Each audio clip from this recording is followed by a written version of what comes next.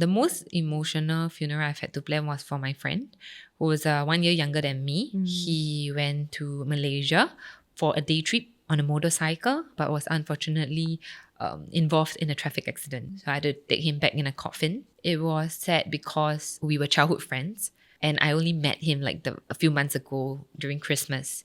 It was just very unfortunate. He was just going there for a day trip. Who would expect him to return in a coffin?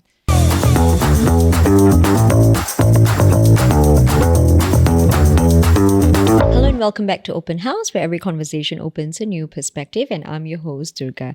Today, on this episode of Open House, we sit down with Miss Harmony T, founder and funeral director of Harmony Funeral Care. Welcome to Open House, Harmony. Thank you so much for being here.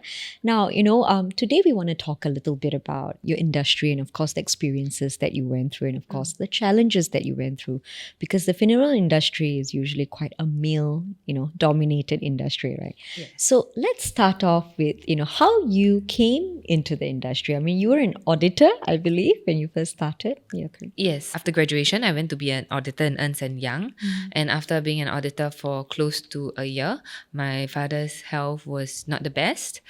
His kidneys were failing. So my paternal grandfather, which is my father's dad, owns a coffin shop. He's one of the pioneer in Singapore to have a coffin shop. So my father actually asked if I might be keen to try this role out. And I considered for quite a while due to the fact that I was posted overseas to the United States to work when I was in Ernst & Young as an auditor.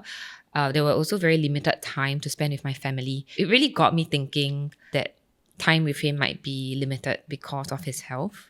I was very worried, and I decided after much consideration to try the industry out for 1 year. That's how I took the leap of faith and entered the funeral industry. I gave myself a 1 year timeline, but subsequently it became like 2 years, 3 years, and now it's close to 7 years. Wow, that's incredible. Now, in the work that you do, you have this sort of like a front row seat to, death, right? Yeah. Has that sort of shaped the way that you live your own life, and what are your thoughts on it, on death in itself? Okay, being in this industry has taught me that life is very unpredictable. One day you can be alive and the next moment you can be gone from this world. So it taught me to cherish every moment and to live each moment to my fullest. I know it's easier said than done, but I try my best because there's no turning back. You can't reverse time. And did you feel that way before you started in this industry? I think before I started this industry, I was just very fearful of death, in the sense that I know that death will come to all of us one day. And being the only child, I was always very scared. What would happen if my parents were to die one day? And then entering this trade, I have learned to embrace death because it's not something we can avoid. So we shouldn't avoid. But the only way perhaps we can do better with it is to embrace it and be prepared for it. Yeah. So when you say embrace death, what do you mean by it? I think it's about understanding that death is inevitable. It happens to everyone, regardless of circumstances, and then preparing for eventual death. I always tell people that we learn to live by understanding that death is there, because we know that at the end of the day there's an end to our life. That's how we know that we should cherish and do what we want when we are still alive, because there comes one day where we are no longer around. And embracing death also means not being afraid to discuss about end of life topics, like whether I want to be cremated or buried, what kind of coffin I want to be in, whether I want an elaborate funeral, or do I even want a funeral at all? Do I want to be embalmed? What will happen to my body after I pass away? Am I okay with my body being donated for organ donation? Yeah, for organ donation or for medical research even. So these are questions that we should also prepare ourselves for, because we can't assume that the people we love, who is going to do all this for us, would know our own thoughts and preferences. So you encourage people to actually actively think about it so that their loved ones can actually send them off. That's properly. right. Yeah. Now, I know you deal with death basically after they pass on, right? But you mentioned something quite interesting, like end of life, right? That means someone who's maybe terminal, and have you ever been in a situation where you've had to meet a family or to discuss these things? If you could tell us. Yes, several times. And I remember every one of them because most of them were diagnosed with a terminal illness, cancer being the most prevalent. And they knew that they were going to die in a few months or maybe in a few years. I think one of the most vivid memory one were two cases. The first case was this lady who pre-planned and pre-arranged for her own funeral in advance because she knew that she was going to die. She had cancer. She was in Mount Elizabeth Hospital.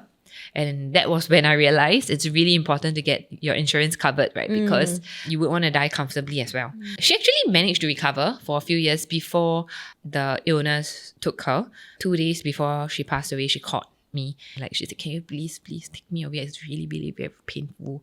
She called you? Yeah. Oh, but of course, it was not within me to take her away. But I visited her, right? And then her appearance changed. There was really very bad water retention. Her entire body swelled. There was like red capillaries on her face as well. That was how, the disease, the cancer, the illness was really sort of taking her away. And then because she's a Christian, I prayed for her and played some Christian song at her bedside. About 2 days later, she really passed on. Yeah. And in those moments, why do you think she called you to? What did you think you represented to her?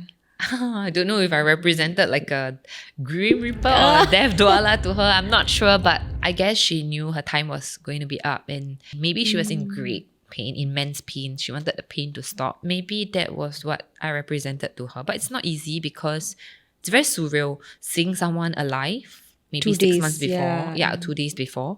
And then the next thing you see is a stiff, hardened body that has already passed on. There's no soul. It's really just a vessel. Another case where it was also someone who was diagnosed with cancer, but he was given 6 months. So he asked me to go down to his house to have a meetup where he actually planned for his funeral. It was a Buddhist funeral, so his wife was present, his kids were present. And he said like he doesn't understand why of all people it was him.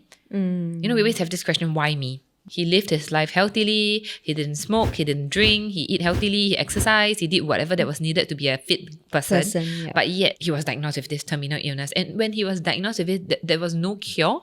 It was already at a later stage. And of course, when he was planning for his own funeral, he also cried, he teared, his wife as well. They were from Malaysia and they came to Singapore in the hopes to build a better future. And now that they have this better future, it's sort of like game over for him. And I think the worst is that he couldn't bear to leave his kids behind. The kids were very young, 11 years old, and I think maybe the other was 8 or 9. He really wanted to be there see them grow up.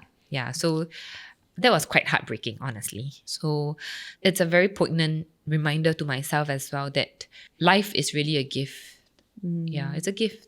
Because like the gentleman you talked about, I think that can be quite frustrating for most people, right? Like everyone deserves to live, right? But it's just that sometimes when you feel like I'm here for a better life, just as I'm living it, for it all to be taken away, right? Yes. So how did you deal with the family in that situation? Because once he passes on, then it's just you and the family there. Of course, we handled the entire funeral for them. After the funeral ended, we checked in on the family as well to see if they needed any form of support other than the funeral itself. That's nice. There's no timeline to grieve. We don't exactly know when we'll stop grieving. Some people just don't ever stop grieving, right? For the one that they love. They just learn to cope with it better. Yeah. Right. And that brings me to the next question, right? Do you think funerals are for the living or for the dead? I think it's both ways, depending on the religion of the decedent.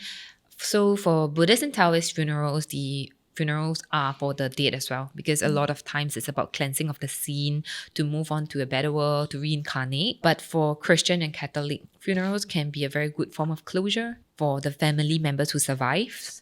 It's a way to remember the one that they love and sometimes even to celebrate the life of that person.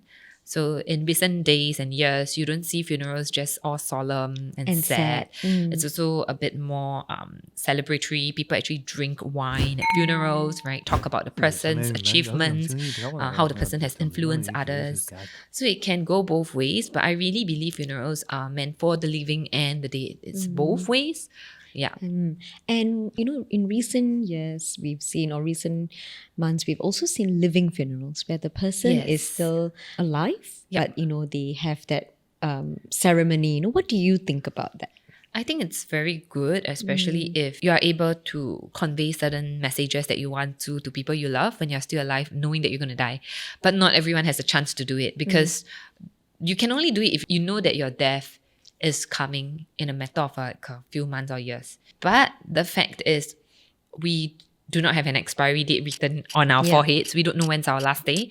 There are a lot of incidences where it's an accident. Could be traffic accident or any sort of accident where in a split second, your life is just taken from you.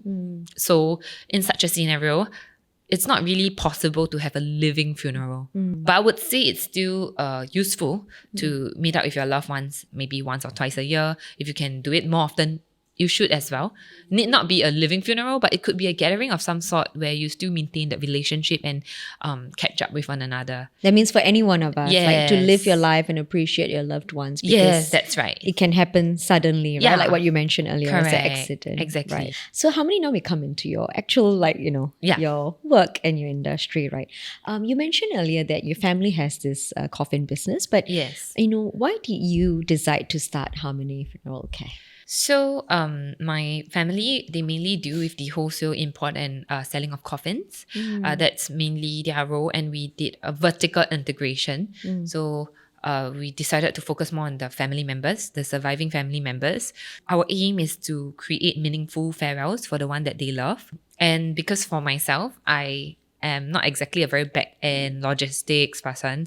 I really do enjoy forming genuine connections and relationships with the family members that we serve. So that's when I decided that I wanted to be more involved in the front line, where we help to arrange the funerals from the start to the end, meaning from the point where we collect the body, be it at the house, mortuary, or hospice, and bring the body back for the embalming, and speak to the family members to understand what they would want for the funeral to be as meaningful as possible for them. I see. Yeah. Now, what was one of your biggest struggles when you first entered the industry? Like we talked about earlier, you were an auditor, right? Yes. Well, you're familiar with what your family does. Obviously, you've never been in the industry, and it's quite a male-dominated industry, as well as a lot of them might be a lot older than you. So it's a lot of seniors, so to speak, right? So how did you navigate this entire industry? And, did you have to sort of like prove your worth, in that sense? You're right that it's a male-dominated industry, especially in the past. When I first started, it was very rare to see females in the industry. The good thing is that then you get known by the people in the industry really fast. But of course, the not so good thing is you got to earn the respect of the people you are working with, especially because they're older, they are males as well. And the industry, I would say, is still very traditional as a whole. And there are certain things and rites and rituals that they believe only males can do instead of the females, especially of the Taoist religion, which is pretty traditional. So when I first entered, I just instructed them, but obviously it didn't work. Was there pushback from them? Yes. So they argue, and then they say, oh, you think you know a lot. How many? You're not. You only just entered. You don't know. I know better than you. Okay, in their minds, this industry, especially in the past, were full of people who might not have super high qualifications in terms of paper. And because I was a degree graduate, their thinking was that, she wouldn't last long, just a few months, right? So why bother teaching? Why bother teaching? Why bother spending time together? But as I stayed longer, they realized that I was not going to go away. I was serious about what I was doing. And then that's also when they started to agree with certain things that I do, to support me in things that I do. So bringing in new ideas and asking them to abide to these new rules and regulations was tough. In the past, they just wore a white shirt and black pants for funeral. Certain funeral companies, especially the older traditional ones, still do that. Even for funeral days, meaning, for example, on the day where the coffin departs from the wake venue to the final resting place, be it the crematorium or the burial ground. But when I first entered, I actually researched a lot online, and I saw in the Western countries, they actually took such events really seriously, and they market themselves as professionals. So of course, they also had to look like one. They dressed themselves in blazers, ties, really smart. And I told them, we should also start dressing up like that. Oh my God. But it was not easy, especially in the climate that we have in Singapore, and we are working mostly in the void decks. So they hated that. Because to them, it's I'm not being paid extra, but I'm like sweating buckets, Yeah. So you got them all to wear blazers? Yeah, it was pretty interesting. But of course, after a while, they realized that it worked because that's what people want. That's what the family members like, and they want, how we look so presentable. It's different from how things were being done. That helps to build the confidence with the family. Yes, would you say? definitely, right? Like no matter what, right? First impression always counts. A funeral is once in a lifetime. We would want the best for our loved ones. We would want people dressed smartly to be sending off our loved ones. Yeah. Yes. And what's one thing about being in this industry and death that you never, expected? Okay, when we pass away, a lot of people don't know, but our jaws do loosen and our eyes muscles loosen as well. So when we pass away, our mouth open and eyes open after a while. But it's actually normal. Some family members get super affected by it. They feel like, oh, is it 他死不瞑目? Did he die? Not in peace. Yeah, that's why the eyes are open. Like, what do I do? Okay. And I always reassure them that that's not the case. It's just a very biological response, how the body is after we pass away. And it's quite interesting because they always say the eyes are the window to your soul. And when I first saw a corpse, right, with the eyes open, it was just like two marbles looking at me. It was just very lifeless. No life in it. Yes, really, really. Yeah, it's very true. Once we pass away, our body, it's like a shell. Yeah, it's just a vessel. Yes. So it's like, when the family members look at the person who's passed on, right? To them, they still see that person. But it's just that when you look at the eyes, like, sometimes like when I've seen in my loved ones pass away, like you realize that, they're no longer there. Yeah. And then you realize like it's so shocking because you see them lying there, but they are also not there, and that's a very weird feeling, I must say. Yeah. Now, what is a common sort of like, misconception that people have about the work that you do? I think people, especially the younger generation who has been applying for jobs here, nowadays it feels like it's a glamorous job or it's a job that earns a lot. Okay, no doubt, if you're not as highly educated in terms of paper in Singapore, this job does pay relatively well, but you got to be ready to work hard for it because of the irregular working hours. It's not an easy job. Firstly, you're dealing with a lot of emotions, mostly negative, right? We are events planner, but we're not a wedding events planner. Yeah, where actually things you happy, are. Yeah, right? correct. Yes. It's like most of the time people are sad, frustrated, angry. Some of them might even project their own emotions onto you. And you can't even blame them because they are going through so tough much. period. Right? So more often than not, you just be a silent supporter or helper beside them. And even if they do unintentionally pour out their frustrations onto you, we just got to sort of accept it at the point in time. A lot of people think that it's easy, but it's really not because you are dealing with so many types of cases. Can be decomposed cases where there are maggots, right, at the bodies. I mean, I have for myself collected a decomposed body as well. So I know it's not easy. In fact, we have had a staff who came in for about a month. After taking the first decomposed body, he gagged. And he said, I don't think I'm suitable for the job because I can't forget the smell. I can't forget the image. It's like etched in his mind. I see. So in such cases, like, because that's quite curious. When you think of dead bodies, you think like they're still pretty fresh, as in like within a day or two, right? Yeah. Are these bodies that, people have not discovered them? Yeah, they could be like people who have passed on alone and usually discovered only when the smell was so foul that the neighbors were making a ruckus over it and the police had to investigate, and then they found that, because there's a body here that is decomposing. And in these cases, do they have family members that you reach out to, or do you handle everything like sort of? Usually the police will try to locate the next of kin. So the next of kin will then have to arrange for the funeral. The reason I ask is because you've known in the papers recently, you see a lot of elderly maybe or, individuals who have passed on alone, where they don't have family members and things like that. And in these cases, do you sort of like make the call for them as to what happens? No, we don't. So typically for such cases, the government will then handle them. I see. Yes. Right. Now, what is the biggest mistake that, like for example, like families make when planning a funeral, you feel? Or what advice would you give them to do better? I think the biggest mistake is when they start arguing amongst themselves. Maybe it could be over religion. Maybe the person was changed religion at the deathbed, and then they start to argue about, but mom is not of this religion all the while and suddenly she changed. Are you sure it's her wishes? When Actually, during such instances, the most important thing is for the family to be united, right? To make a cohesive decision. But when they start to argue amongst each other, it can turn out really ugly. It spoils the relationship that they have also. Yeah, when it could be such a delicate moment where they bond together. Right. So instead of bonding together, they become divisive. Yes. Right. And how do you then sort of help them with that situation when they are like, quarreling over I remind them that, like the dissident wouldn't have wanted this. The dissident would have wanted you all to make a united decision. And I try to find solutions that might meet both parties at like halfway. Right. Yeah. Now, what is the most emotional funeral that you've had to plan? The most emotional funeral I've had to plan was for my friend who was 1 year younger than me. He went to Malaysia for a day trip on a motorcycle, but was unfortunately involved in a traffic accident. So I had to take him back in a coffin. It was sad because we were childhood friends. And I only met him like a few months ago during Christmas. He was always the life of the party, making silly jokes, trying to lighten the atmosphere, trying to bond us together.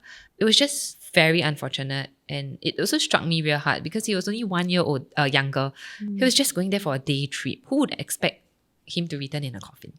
Right. And so is it very hard, for you emotionally, right? I mean, arranging or being a funeral director for a stranger's family, it still takes a toll. But having said that, there's 6 degrees of separation because you don't know them personally. But when it comes to your loved ones, Yes. a friend or a family member, right? How do you deal with that? Because you know the ins and out, you know what happens to the body, how do you deal with that emotionally? And what is the hardest part of that? For myself, I try to be there, not just as a funeral director, but as a friend, as a family member, as much as I can. I go down to the funeral wake daily if I can and be there for the surviving family members. I think it's important for them to know that they're not alone in this. And at any point in time, if they want someone to talk to, right, or to ask anything about the funeral, they can just come to me.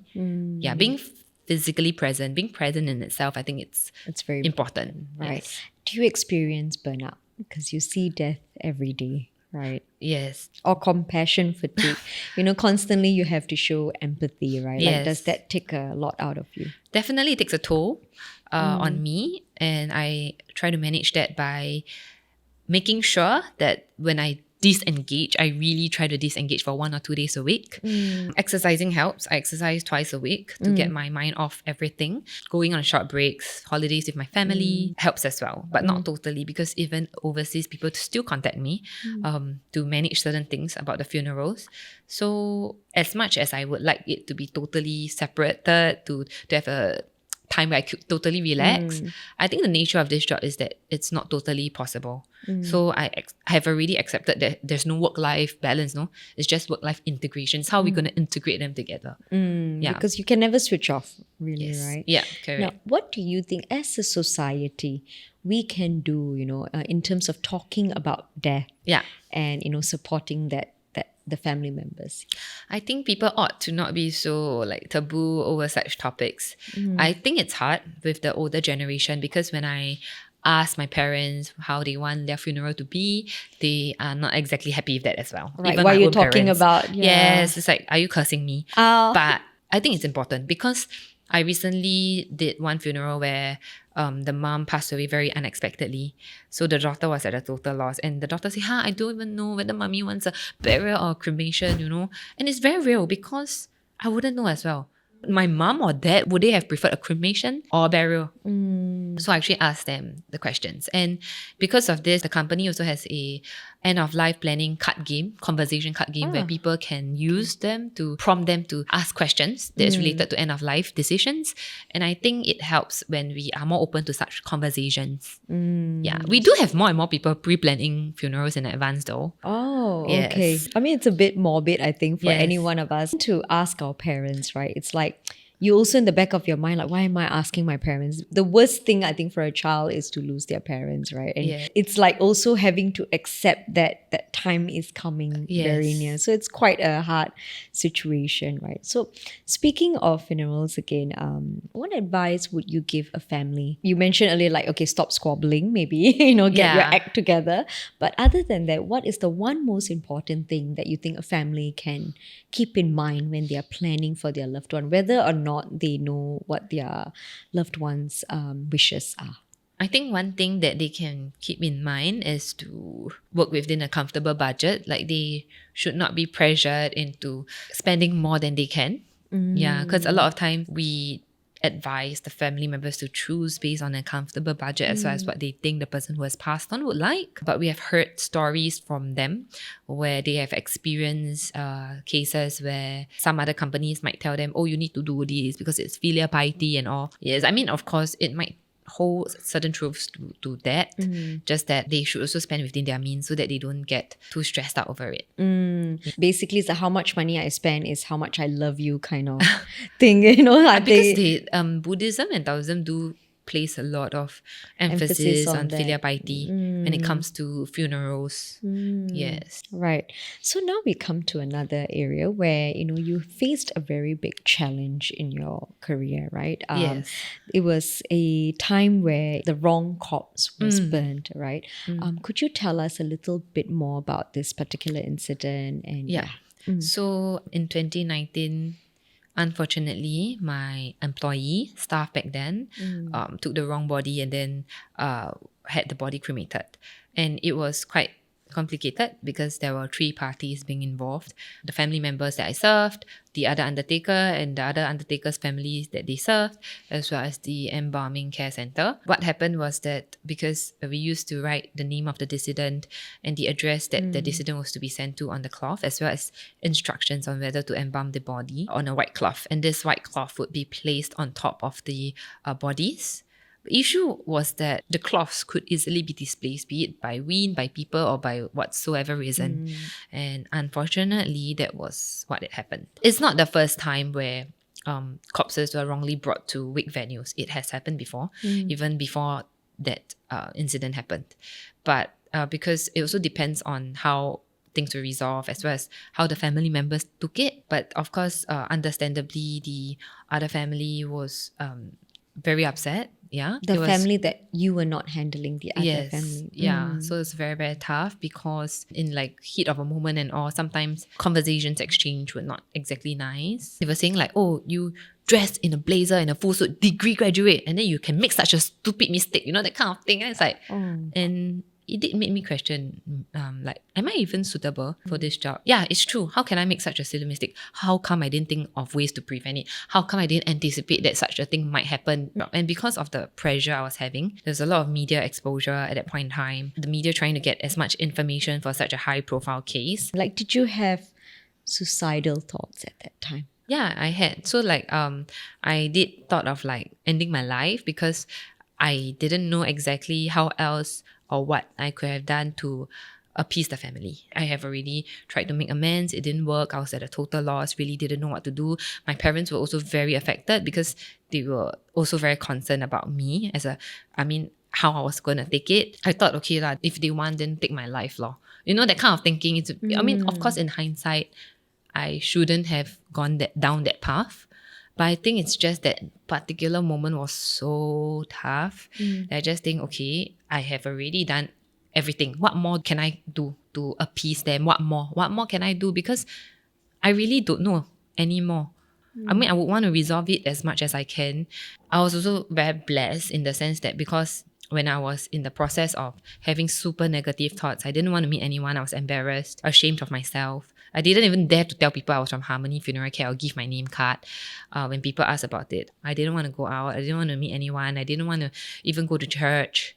Yeah, until a particular pastor texted me and said, you got to stop doing that because isolation is the first step to depression. That was somehow, it woke me up because I realized that, okay, is this going to lead me to depression? Am I actually going down that spiral to become depressed? Because I have to stop myself. If I don't help myself, no one's going to help me. I was also very blessed. I met my lawyer from Invictus Law, Darren. He was always encouraging me, spurring me on. He was like telling me things about life values as well. Yeah, because he himself has gone through a lot in life. Yeah, and he said like don't ever give up, you know? Like there's going to be downs in life, but there's also going to be ups in life. And you are lucky this happened to you early in your career. Then you can learn. And then you will do better. Yeah, because if it happened later on, how are you going to even salvage? You are too old, not that much energy, mental strength to do it anymore. And it really changed my perspective. And I realized that, okay, every crisis, there lies an opportunity. And if I am going to just sulk and go on having a pity party for myself, it's not going to help me or anyone around me. So I decided that, okay, I've really put in so much effort and things were going well for me, except for this incident. I told myself, okay, for that particular month, it was I think January, I told myself if I had 7 cases that come in, I would stay on in the industry. So at the end of the month, surprisingly, the cases were just nice 7 cases. Wow. I don't know if it was like God or the universe trying to tell me, okay, just stay on first. So I did stay on, and it has been like 4 to 5 years. Company is doing better than before. So I'm thankful of the process of how it has changed me as a person.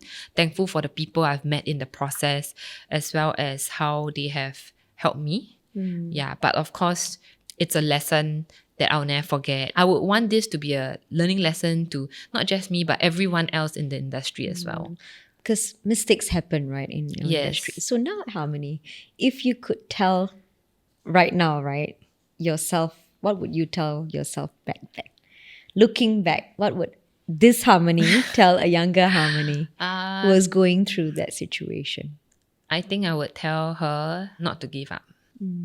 But over the years, what has given you the confidence, right, to say that at this juncture, if anything happens, right, like I can do it? I think the most terrifying, scary thing that can happen to any funeral company has already happened to me, and I don't think anything else can fazzle me. I always tell people who work with me, my staff, that life is not going to be all smooth sailing. But if we are going to wallow in self-pity, then it's on us. Yeah, we can't blame anyone else because that's our choice. At the end of the day, it's a choice whether to pick ourselves from where we fall and do better, or to just stop in our tracks and just start to cry over spilled milk, hoping that people will clean the mess up for us, because no one will. Yeah. Right. Now, you recently, launched a book, right? Could you tell us a little bit about why you launched the book and, what do you hope the book would do for people? I launched the book because I was hoping it could be a time capsule for people in the future when they look back to how, like this present day, it could be a very useful resource for them as to how funerals were being conducted. And I wanted to also pen down my thoughts on how being a funeral director is, so that people who might be keen in this industry can have an insight into how this industry honestly is. I see. Yeah. Right. Now, before we let you go, what is the most rewarding aspect of your job?